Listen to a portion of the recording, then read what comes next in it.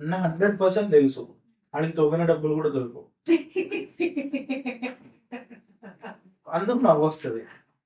కానీ మనిషి ఆశాజీవి కదా, ఆశ అని ఈ గుళ్ళో లేకపోవచ్చు, ఇంకో గుళ్ళో ఉండొచ్చు అనేది అని నడిపిస్తుంటది. ఒక 10 తవ్వినా దొరకవు, 11 దాంట్లో ఉందని ఆశ అని నడిపిస్తుంటది. అట్లాంటి డెడికేషన్ ఉద్యోగాలు సంపాదించడంలోనో ఇంకా దీంట్లోనో ఉంటే వేరే లెవెల్ ఉండేది. సో ఎందుకు అసలు ఆ కాన్సెప్ట్ ఎట్లా ఉంటుంది అని అంటే, ఒక దేవాలయంలో ప్రాణ ప్రతిష్ఠ చేసినప్పుడు, లేదంటే ముఖ్యంగా ఉండేటువంటి ఆ దేవుని ప్రతిష్ఠ చేసినప్పుడు నవధాన్యాలు, పంచలోహాలు ఇవన్నీ వేస్తారు. వేసి ఏ టెంపుల్ అయినా, ఈవెన్ మీరు కొత్త ఇల్లు కడుతున్నప్పుడు ఏదో ఒక కార్నర్ లో ఒక యంత్రాన్ని ప్రతిష్ఠించి దాంట్లో నవధాన్యాలు, పంచలోహాలు వేయడం అనేది ఉంటది. లిటిల్ బిట్ కనబడి కనబడినంత బంగారం చిన్న ముక్క కూడా దాంట్లో మీరు వేస్తారు. ఒక ఊరికి భూదేవి లేదంటే బొడ్రాయి ప్రతిష్టాపన అంటారు, mid point of the village. ఆ ఊరిని ఇన్స్టాల్ చేసేటప్పుడు, లేదంటే ఆ ఊరిని ప్రతిష్ట చేసేటప్పుడు, లేదంటే ఈ మధ్య కాలంలో బొడ్రాయి పండుగలను చేస్తుంటారు, ఊర్లలో గ్రామ దేవతలు ఈ పండుగలు చేస్తుంటారు. అప్పుడు తీసేసి మళ్ళీ కొత్త యంత్రాలను ప్రతిష్ఠిస్తారు. ఏదైనా ఒక కొత్త ఊరిని, కొత్త గుడిని, కొత్త ఇంటిని ప్రతిష్టాపన చేసినప్పుడు భూదేవికి పూజ చేయడం కోసం ఇందులో ఇందాక నేను చెప్పిన వస్తువులన్నీ వేస్తారు. అప్పట్లో రాజుల కాలంలో ఇదే పద్ధతి ఉండేది. సో మనం ఇప్పుడు కనబడినంత బంగారం వేస్తున్నాం లిటిల్ బిట్. సో రాజు ఒక టెంపుల్ రాజు కట్టించాడు అనుకోండి, గణపతి దేవుడు అని రాజు కట్టించాడు అనుకోండి, ఇన్ కేస్ ఆయనే స్వయంగా కట్టించాడు అనుకోండి, ఆయన రాజు కొంచెం చెయ్యి పెద్దది, గ్రాములు వేస్తాడు. మనం కాడ మిల్లీగ్రాములు వేసేది గ్రాములు వేస్తాడు. అది వేసి యాజ్ యూజువల్ విగ్రహం ప్రతిష్టాపన చేస్తారు, అది జరిగిపోతుంది.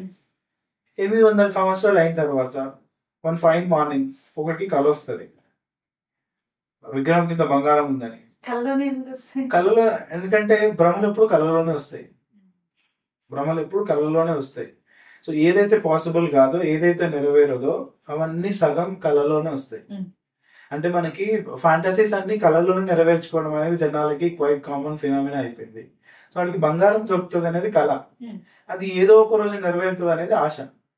ఆ ఆశ కోసం వాడి ప్రయత్నం. ఆ ప్రయత్నం ఒకరోజు ఇంకా 4-5 తీసుకుంటాడు, ఇట్లా బంగారం అని పోతాడు, తోగుతాడు. తోగిన తర్వాత ఎడితే ఏం దొరకదు. ఒక్కొక్కసారి అనిపిస్తుంది ఏం దొరకని ఫ్రస్ట్రేషన్ లో విగ్రహం పగలగొట్టిరా అనిపిస్తుంది నాకు. ఎందుకంటే దొరకదు, 100% దొరకదు. దొరికిన 4 వ్యక్తులు ఒక రోజుకి ఒక ఇల్లు కట్టడానికి వెళ్తే 800 చొప్పున ఒక 4,000-5,000 వస్తాయి. ఆడికి లోపల మొత్తం వాల్యూ, బంగారం వాల్యూ 5,000 ఉండదు. సో తవ్విన పైసలు కూడా రాదు, దానికి ఒక వెహికల్ వ్యవస్థ అదంతా ఉంటుంది. సో ఇది రాదు కాబట్టి ఫ్రస్ట్రేషన్ ఉంటుంది. ఇంకొక సామెతలు ఉంటాయి, నంది ఆమడ అని ఒక సామెత ఉంటుంది. నందికి ఆమడ దూరంలో తవ్వుతాడు ఒకడు. నంది ఆమడ కాదు, అది నంది మెడ అని నంది మెడని కట్ చేస్తాడు, దాంట్లో బంగారము వజ్రము ఉంటుంది అని. సో బేసిక్ సెన్స్ ఏంటంటే, రాయితో చేసిన విగ్రహంలో వజ్రం పెట్టి మళ్ళీ ఎందుకు కవర్ చేస్తారు అనేది ఒక క్వశ్చన్. అది పాసిబుల్ కాని విధానం ఒకటి. రెండవది, ఎవరైనా మేబీ అది రాజు అవ్వచ్చు, పాలకుడు అవ్వచ్చు, సైన్యాధ్యక్షుడు అవ్వచ్చు, ఎక్కటిలని సైనికులు అవ్వచ్చు, ఎవరైనా మాన్యుమెంట్ ని లేదంటే టెంపుల్ కట్టిన ఎవరైనా బంగారంని అనుభవించాలనుకుంటారు, ఉపయోగించుకోవాలనుకుంటారు తప్పితే భూమిలో పాతాలని ఎందుకు అనుకుంటారు? దేవుడికైనా ఎందుకు పాత పెడతారు? దేవుడికి ఏదలుచుకుంటే, ఇందాక నేను చెప్పినట్టు టెంపుల్ ట్రస్ట్కి ఇస్తే టెంపుల్ పేరు మీద ఉంటుంది. శ్రీకృష్ణదేవరాయలు వెంకటేశ్వర స్వామికి కిరీటం ఇస్తే అది ఇప్పటికీ ఉంది. పాత పెడితే తెలిసేదా ఉండేదా? ఇస్తే అఫీషియల్ గా ఇస్తారు. అనంత పద్మనాభ స్వామి దగ్గర కానీ ఎందుకు అంతంత బంగారం?